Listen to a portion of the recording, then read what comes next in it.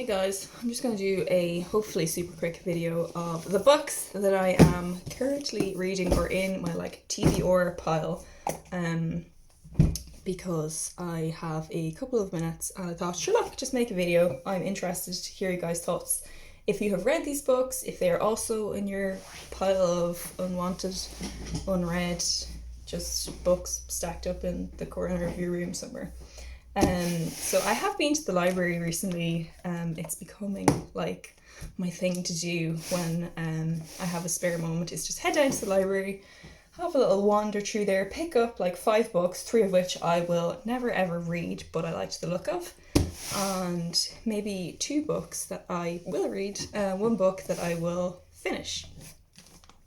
This is my current read, which is Douglas Adams' Hitchhiker's Guide to the Galaxy, a trilogy in 5 parts. Okay, first of all, 10 out of 10 for that. Just for like the names of the books, The Restaurant at the End of the Universe, Life, the Universe and Everything, So Long, Thanks for All the Fish, and Mostly Harmless, which you have to kind of read the book to understand these titles, but they're so funny. The actual book itself, I've only finished the second book, and it's one of those stories that makes you laugh out loud, and that rarely happens when I read a book. It's like stupid, silly humor, but it's also really intelligent humor at the same time. Like there's layers to it, which I really appreciate. And probably half of it actually goes over my head. I definitely don't understand all of it. Maybe on a reread I will get more from it, but it is going to take me like ages. I've only finished The Restaurant at the End of the Universe. I'm about to start Life, the Universe and Everything. It doesn't make a whole lot of sense in many ways. Basically, what I can sum it up as, these people, life forms, are trying to figure out the question to the answer to the meaning of life, which the answer that they have is 42, so they're trying to figure out the question, and I can't sum it up any better than that, and I'm really intrigued to get through the next 3 books. Also, there's lots of I'm only realizing now retrospectively the amount of cultural references that are out there that kind of relate to these books. I watched the first episode of Love, Death and Robots the other night. Side note, I actually only watched the first episode because if you ever watched Love, Death and Robots, some of those episodes are absolutely terrifying and will give you significant nightmares. So I did not go on to episode 2. I stayed on episode 1.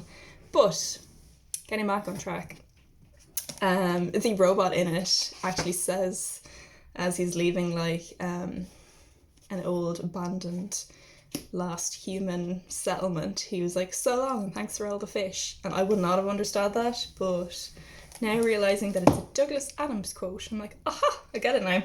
So that's my first library book. Second library book, this book, The Witcher. Huge fan of the TV show by Andrzej Sapkowski. I'm probably pronouncing that wrong. Terrible decision to pick this book up. Really want to read it because I think it's going to be a really good story. But there is many books in the series, and the amount of commitment it's going to take. I'm not really one for, I was going to say commitment in general, but that's also true. But I feel like book commitment, I wanted to read that Brandon Sanderson series as well. You know, the one that's really popular that I also can't remember the name of. So I got the first book of that in the library, realised the task ahead of me and gave up pretty quickly.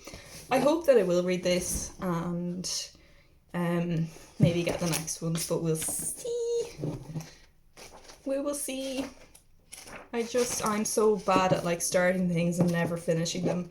Usually with TV shows, but sometimes with books, if there's more than 1 or 2 books in it, which is why I'm actually really impressed with how I'm going with the Douglas Adams book, because there's 5 books, but it's all in 1 book, so that somehow it tricks my brain. Third book, I went to Galway the other week with my friends, and I actually I didn't really want to go into Dewberry Books because I was poor by that point in my trip, but I also needed a moment away from the chaos of other people. They're lovely people, love them to bits, but needed a moment. So I went into Dewberry Books under the false pretenses of getting a book for my mother, who was looking after my chickens. Thank you, Ollie. And I ended up seeing like those 3 for 2, 2 for 3, buy one or buy two get one free offers or something like that. So I was like, right, I'll get one for her and 2 for me, which is exactly what I did. So the first book I got was Clara and the Sun, and I have read one of the other books by Kazuo Ishiguro, which is Never Let Me Go. If you've read Never Let Me Go, first of all, my condolences. That book absolutely broke me. But yeah, very well written. I think it actually put me off books for at least like, I would say 6 weeks after I finished that book, because it was, I don't want to curse, but like, oh my god, just read the plot to it. Never Let Me Go. Yeah, I was depressed after it. The other book we got was Educated, Tara Westover. Super interesting. This has been on my must buy list for years now, and one of the girls I was travelling with said that it was her favourite book. And it is about, I think I should know this better, I did read the back. I think it's to do with like escaping the Mormon cult. Am I wrong in saying it's a cult? Religion maybe is a better word for it. And actually the girl I was traveling with came from that culture, so I'm sure it was even more interesting for her. I hope I'm not wrong with that. Yeah, one of the best, most absorbing memoirs. It's a memoir. And I do like memoirs. The third book I bought, which I did give to my mother, was a book by Ann Patchett, which I cannot remember the name of. Ann Patchett, fabulous writer. I did read the first essay and I was like, oh, I'm going to need this book ASAP as soon as you have finished it, ma'am, and I cannot wait to read that. She's really enjoying it. Next on my to be read but probably won't read is Icebreaker, which I was heavily influenced to buy by my friend Dean. Yeah, I'll probably give this to him first, and if he can read it, then I might take it back. But Dean is a very good judge of a book. Many times I will just give him one of my books that I've tried to read and failed, and if he also can't read it, then I will accept that it is unreadable. But if he does finish it and recommend it, then I'll be like, okay, the screening process has worked, I will take it back. Actually, the last book is one of Dean's, Tomorrow. And he really, really liked this book. He highly recommended it. I'm so sorry, Dean, for all the books that I probably are sitting in my room that belong to you. I will give them back eventually as soon as I read them.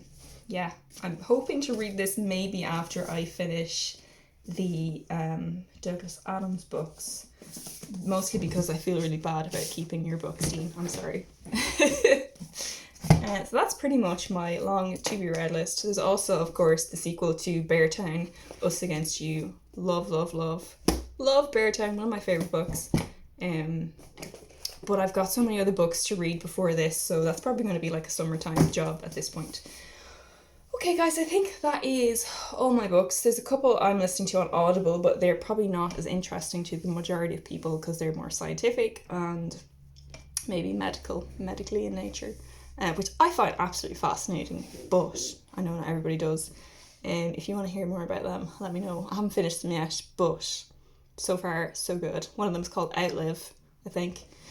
And it's about like the science of longevity and how you should be like training and setting up your life so that by your last 10 years of your life are actually really good quality.